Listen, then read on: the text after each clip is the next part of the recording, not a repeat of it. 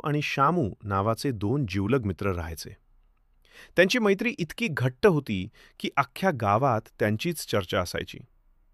पण एक दिवस त्यांच्या या मैत्रीची परीक्षा घेणारी एक घटना घडली. राजू, अरे शामू, बघ तिकडे, रस्त्याच्या कडेला काय पडलंय? अरे वा, हे तर रसरशीत मोठं टरबूज आहे. राजू, हे मी आधी पाहिलं, मीच खाणार. नाही, मी आधी धावत आलो, यावर माझा हक्क आहे. लांबून एक कोल्हा हे सर्व पाहत असतो आणि हळूच त्यांच्या जवळ येतो. वाह, काय टरबूज आहे.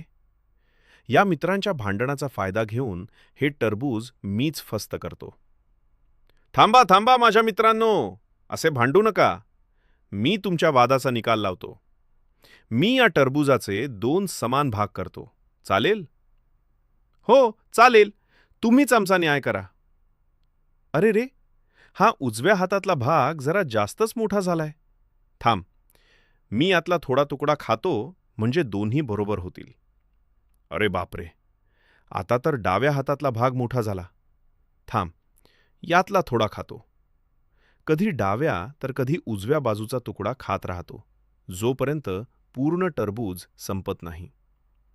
राजू आणि शामू फक्त पाहत राहतात.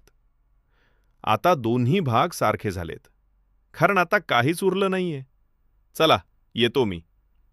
राजू आणि शामू एकमेकांकडे पाहतच राहिले. त्यांना आपली चूक उमजली होती.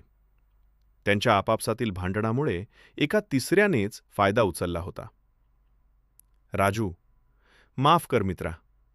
आपण भांडलो नसतो तर आपल्याला टरबूज खायला मिळालं असतं. खरंय शामू. आजपासून आपण शपथ घेऊया की आपल्या भांडणात आपण कधीही तिसऱ्याला पडू देणार नाही. तात्पर्य: दोघांच्या भांडणात तिसऱ्याचा लाभ होतो. तुम्ही सादर केलेली